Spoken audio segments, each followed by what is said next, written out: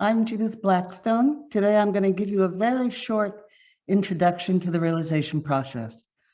The realization process is a series of practices for embodied non-dual realization, for embodied personal psychological healing, and relational healing. It's a series of practices for uncovering in ourselves a very subtle dimension of consciousness, undivided expanse of consciousness. I call it fundamental consciousness in the realization process, but it is mentioned in Hinduism and Buddhism, has many names in the spiritual literature. Fundamental consciousness is experienced. We uncover it and experience it as an undivided expanse of consciousness, pervading both our individual body and our environment. And because it pervades our body and environment, it gives us both a sense of our internal wholeness, our whole being at once, and at the same time, it transcends our individual wholeness and gives us an actual experience of oneness between our own being and everything and everyone around us. As a psychological process, the realization process gives us a way to experience our whole being at once, our ability to think and to feel and to sense all at the same time, a real sense of self-ownership, self-possession, and also uncovers what appear to be innate qualities of our being. In other words, we don't create these qualities, we uncover them. The more we inhabit our body, the more we know ourselves as fundamental consciousness pervading our whole body, the more we experience these qualities, power in our belly, love in our chest, the actual experience, feeling what it feels like to have a voice, to have an intelligence, to have sexual experience. These are innate qualities of our being that become deeper and more tangible, more feelable as we progress in our realization. We also have a sense of authenticity. This fundamental consciousness is experienced as the ground of our being.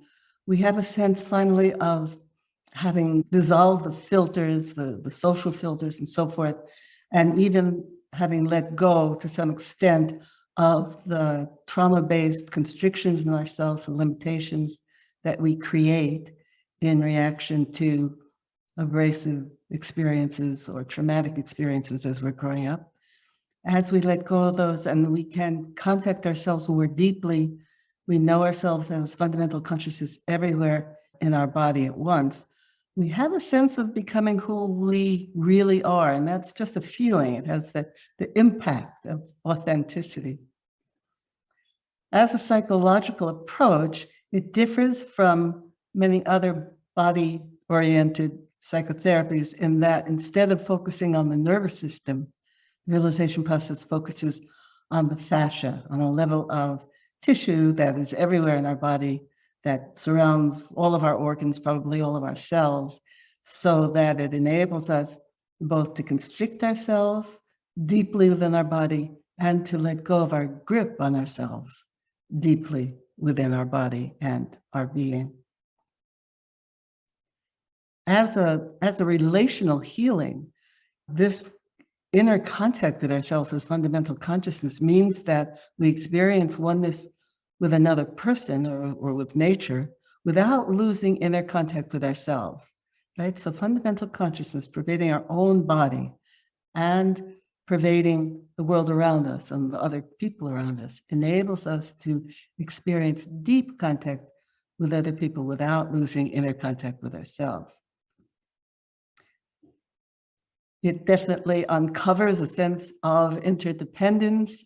It's similar to many of the relational psychoanalytic techniques in that sense, uncovers the mutual influence that we have with other people that make up our fleeting sense of who we are. But underneath that, there's an ongoing sense of our authentic being. It may be that it's the same authentic being in everyone. That's a metaphysical issue that I can't address.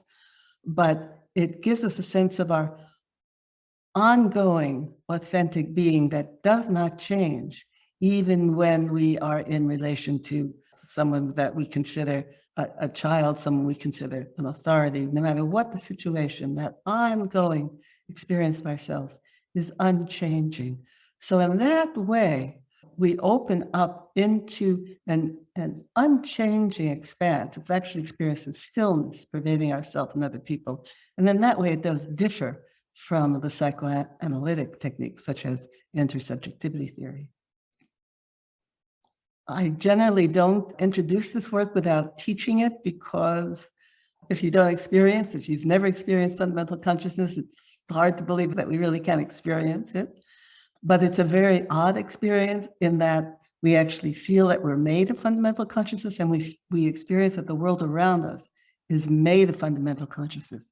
So the exercises, the practices in the realization process can help give you that experience, so that you don't need to just simply take it on faith that that's possible, but you actually get a taste of it. Now, today I have just a very brief time to speak with you about this, so I'm just going to give you a little bit of taste of what that's like. And I'm going to begin with the difference between inhabiting the body and being aware of the body. Because in the realization process, we open the fundamental consciousness by first inhabiting the internal space of our body. And we do that so that when we do let go into fundamental consciousness, we let go not just from the surface of ourselves, but from deep within our whole being. And in that way, oneness includes the internal space of our own being. It's not just something out there. So I'm just going to lead you through this very tiny glimpse of it in case this is a new experience for you. Rest your hands in your lap and begin by becoming aware of your hands.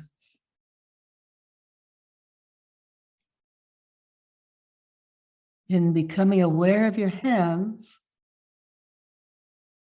you may notice how cold or how hot they are.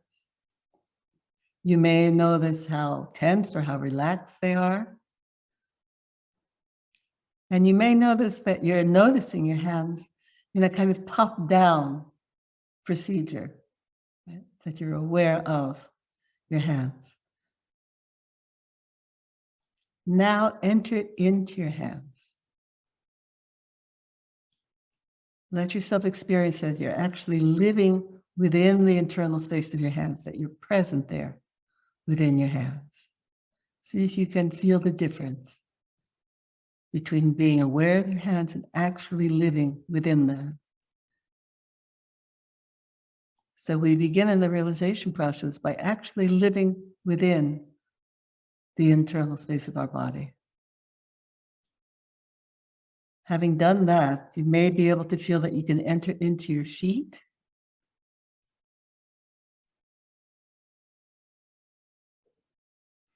And take a moment to let your breath adjust to being in your sheet, if you can experience yourself there. Right? You may notice that your inhale lifts you up away from your feet. See if you can stay in your sheet and breathe. And now in the same way, enter into your whole body all at once.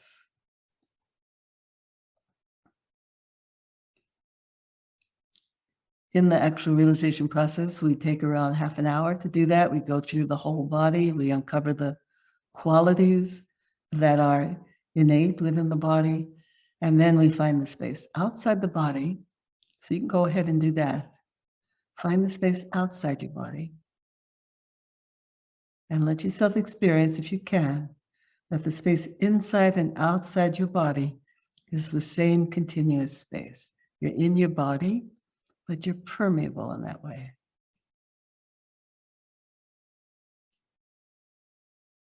And now the space that pervades you pervades your whole environment.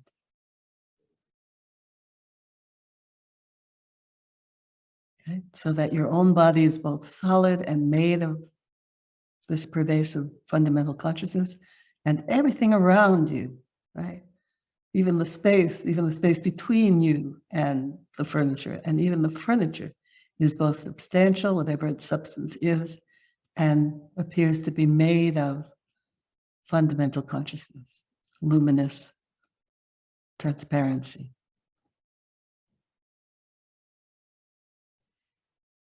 If you can feel that, and as I say, we usually take quite a long time to get there, but if you can feel that, then take another moment to feel that you are that pervasive space of fundamental consciousness. It's not something separate from us. It feels like who we are. It feels like as fundamental consciousness, we know ourselves as fundamental consciousness.